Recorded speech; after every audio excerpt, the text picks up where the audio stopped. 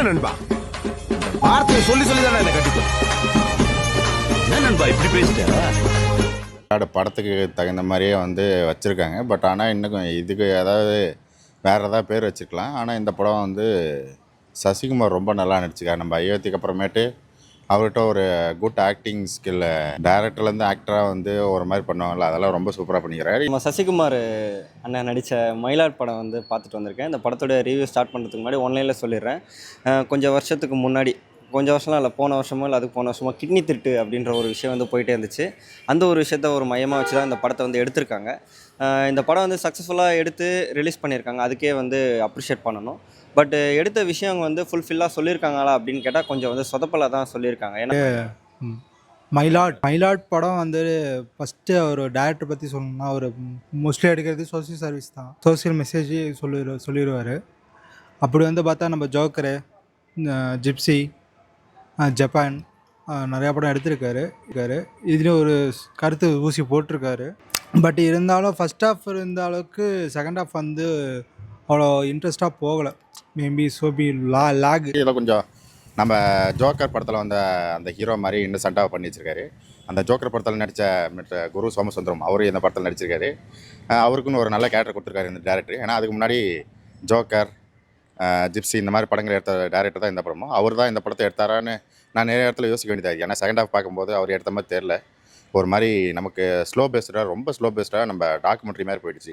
எக்ஸாம்பிளுக்கு நீங்கள் குபேரன்னு ஒரு படம் பார்த்துருப்பீங்க. அந்த படத்தோட ரிசம்பிள்ஸ் நிறையா இருக்குது. ஏன்னா அதில் வந்து மணியை வச்சு ஒரு இதை பண்ணியிருப்பாங்க. அதுக்கோசரம் அந்த ஒரு 4-5 பிச்சைக்காரங்களை தூக்கிட்டு வந்து கையெழுத்து வாங்கிட்டு கொண்டுலாம் பிளான் பண்ணிடுவாங்க. அதே மாதிரி தான் இதுலேயும் நிறைய லேக் இருக்குது. ஏன்னா ஃபஸ்ட் ஹாஃப் வந்து கொஞ்சம் இன்ட்ரெஸ்ட்டாக போயிட்டுருக்கும். இதுக்கு இந்த ஆர்கன்ஸ் வந்து இது பண்ணிகிட்ருக்காங்க, கிட்னி இது அப்படி தான் போயிட்டுருக்குமா இருந்துச்சு. செகண்ட் ஹாஃப் வந்து ஃபுல்லாகவே அந்த மினிஸ்டர் அவங்கள வச்சு தான் கதை மூவ் ஆகிட்டுருக்கனால அது சீன் கட்டாயி போயிட்டுருக்கும். ஆக்சுவலி அது வந்து இப்போ கந்துவட்டிக்கு ஒரு ப்ராப்ளத்துக்கு போயிட்டு இந்த விவேக்கோட டைலாக் தான், நான் இது சென்னைக்கு வந்தால் நீ கிட்னியை திருற மாதிரி ஜிப்பு வச்சு இருந்தால் கூட நான் பார்த்துருப்பேன் அப்படிங்கிற மாதிரி தான். ஏதோ ஒரு வழிக்கு போயிட்டு அங்கே கிட்னி திருடி அங்கே ஒரு ப்ராப்ளம் க்ரியேட் ஆகி அந்த ப்ராப்ளத்துலேருந்து எப்படி வராங்க. ஏன்னா ஃபர்ஸ்ட் ஹாஃபில் கிட்னி திருட்டு அப்படின்றத லைட்டாக ஒன்று காமிப்பாங்க. இது கிட்னி திருட்டு படத்தை பற்றி தான் சொல்ல போகிறாங்களா அப்படின்றது வந்து நமக்கு கொஞ்சம் ஆச்சரியமாக தான் இருக்கும். அதுக்கான ஒரு ஹிண்ட்டே வந்து ஃபர்ஸ்ட் ஹாஃபில் வந்து காமிச்சிருப்பாங்க. செகண்ட் ஹாஃபில் தான் முழுக்க கிட்னி திருட்டு அப்படின்ற ஒரு விஷயத்தை பற்றி போகும்.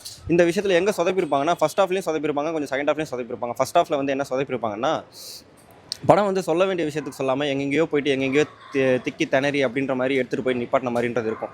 செகண்ட் ஹாஃப்லேயும் வந்து கிட்னி திருட்டு அப்படின்றது நடந்திருக்கு அப்படின்னா அதுக்கு யார் வந்து காரணம், அதுக்கு யாருக்கு தண்டனை கொடுக்கணும், யாருக்கு வந்து பாதிக்கப்பட்டிருக்காங்க, அவங்களுக்கு நியாயம் கிடைக்கணும் அப்படின்ற ஒரு விஷயத்த இந்த படத்தில் செகண்ட் ஹாஃபில் சொல்லாமல், யார் வந்து கிட்னி திருட வராங்களோ நம்மக்கிட்டவே, அதாவது இங்கே யார் வந்து கிட்னி திருடுறாங்களோ அவங்களே வந்து மனமாதி திருந்த வைக்கிற மாதிரி இந்த படத்தில் வந்து காமிச்சிருக்காங்க. அது வந்து ஏற்புடையது அப்படின்றது பொது வாழ்க்கைக்கு அப்படின்றது வராது. படம் பார்க்குற மூலிமா வந்து நல்லா தான் இருக்கும், பிஜிஎம்க்கு, பேக்ரவுண்டு ஸ்கோருக்கு அப்படின்றது.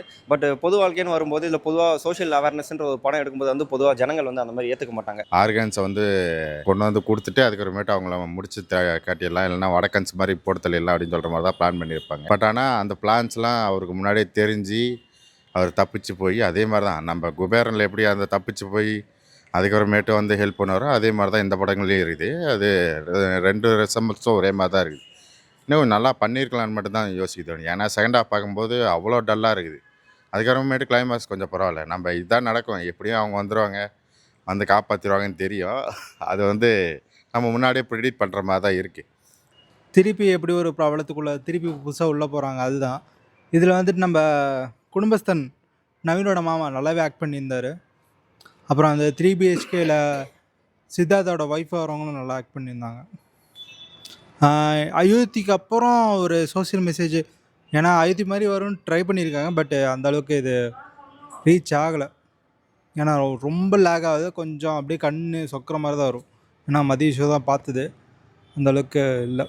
மியூசிக் வந்து ஓகேன்னு சொல்லலாம், பட் அந்தளவுக்குலாம் இல்லை, எதுவும் இல்லை. மற்றபடி படங்கள் அப்படின்றத வந்து பார்க்கலாம். 10க்கு வந்து நான் ஒரு 8 மார்க் அப்படின்றத தருவேன். நாட் பேட் அப்படின்றத. ஏன்னா இந்த படத்தோட டேரக்டர் இதுக்கு முன்னாடி ஜோக்கர், குக்கு, ஜிப்சி அப்படின்ற மாதிரி படங்கள்லாம் எடுத்திருக்காரு. ஜோக்கர் படத்தில் ஒருத்தர் ஹீரோவாக நடிச்சிருப்பார்.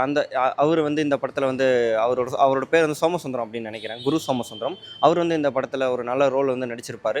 இந்த படத்தில் இன்னொரு கேமியோ ரோல் வந்து யார் நடிச்சிருப்பான்னா, அறம் படம் டேரக்டர் நயன்தாராவை வச்சு படம் எடுத்த அறம் படம் டேரக்டர் வந்து இந்த படத்தில் செகண்ட் ஹாஃபில் ஒரு கேமியோ ரோல் அப்படின்றத நடிச்சிருப்பார். மற்றபடி இந்த படம் வந்து ஃபேமிலியாக நீங்கள் வந்து எல்லாருமே வந்து பார்க்கலாம். ஆனால் கொஞ்சம் சொதப்பலாக வந்து எடுத்திருக்காங்க. இன்னும் கொஞ்சம் நல்லா எடுத்திருந்தா இன்னும் படம் நல்லா போயிருக்கும். ஃபர்ஸ்ட் ஆஃப் வந்து ஒரு மாதிரி இன்ட்ரெஸ்டிங்காக அந்த வில்லேஜை காட்டும் போது, அதுக்கப்புறமேட்டு சசிகுமார் வந்து அந்த செத்துட்டாங்கன்னு சொன்னோடனே அவர் வந்து மார்ச்சரியிலேருந்து வெளியே டான்ஸ் ஆடிட்டே வர்றது, அதுக்கப்புறமேட்டு அவங்க ஒரு விழிப்புணர்வு மாதிரி பண்ணுவாங்க. ஜோக்கர் படத்தில் எப்படி விழிப்புணர்வு மாதிரி ஒரு சிங்கிள் டேக்கில் பண்ணியிருப்பாங்க, அது மாதிரி சிங்கிள் டேக்லேயே அங்கே ஆடி முடிச்சுட்டு வந்து ஒரு சீன் நடக்கும். அந்த சீன் வரையுமே ஒரு சிங்கிள் டேக்கில் எடுத்திருக்காங்க. இந்த படத்தில் அது பார்க்குறப்ப ரொம்ப இன்ட்ரெஸ்டிங்காக இருக்குது. அப்புறம் இன்ட்ரோவலுக்கு முன்னாடி கொஞ்சம் லேக் இருக்கும். அதுக்கப்புறமேட்டு செகண்ட் ஹாஃபில் ஃபுல்லாக லேக் தான். அது கிளைமேக்ஸ் வந்து உங்களுக்கு பொறுமை இருந்துச்சுன்னா உட்காந்து இந்த படத்தை பாருங்கள், அவ்வளோதான் சொல்ல முடியும். ஏன்னா ஒரு டாக்குமெண்ட்ரி ஃபீல் தான் இருக்குது. ஏன்னா ரொம்ப நேரம் போகிற மாதிரி இருக்குது. இதை எனக்கு தெரிஞ்சு டைம் டியூரேஷன்லாம் இன்னும் கொஞ்சம் கம்மி பண்ணியிருந்தாங்கன்னா இந்த படம் இன்னும் நம்ம சிறை அந்த படம் மாதிரி வந்திருக்கணும். மியூசிக் வந்து இந்த படத்துக்கு வந்து ஆப்டாக தான் இருக்குது. இந்த படத்துக்கு வந்து என்ன தேவையோ, பாட்டு வந்து இந்த படத்துக்கு வந்து என்ன தேவையோ அந்த ஒரு விஷயத்தில் வந்து போர் அடிக்காமல் தான் எடுத்துகிட்டு போயிருக்காங்க. படம் வந்து போர் அடிக்காமல் தான் போகும். ஆனால் கொஞ்சம் சில விஷயங்கள்லாம் வந்து ஏற்றுக்க முடியாத மாதிரி இருக்கும். சிம்பிளாக சொல்லணும்னா ஏன் ஏற்றுக்க முடியாதுன்னா, இந்த படம் ஒரு 80s எண்டில் இல்லை ஒரு 90s ஸ்டார்டிங்கில் வந்து இருந்துச்சு அப்படின்னா வந்து அப்போ இருக்கிற மைண்ட் செட்டுக்கு வந்து பார்த்துருப்பாங்க. இப்போ இருக்கிற மைண்ட் செட்டு அப்படியே, ஏன்னா இப்போ வந்து ஏஐ காலம், ChatGPT காலம் அப்படின்றது ஃபாஸ்ட்டாக வந்து மூவ் ஆன் ஆயிருக்கு.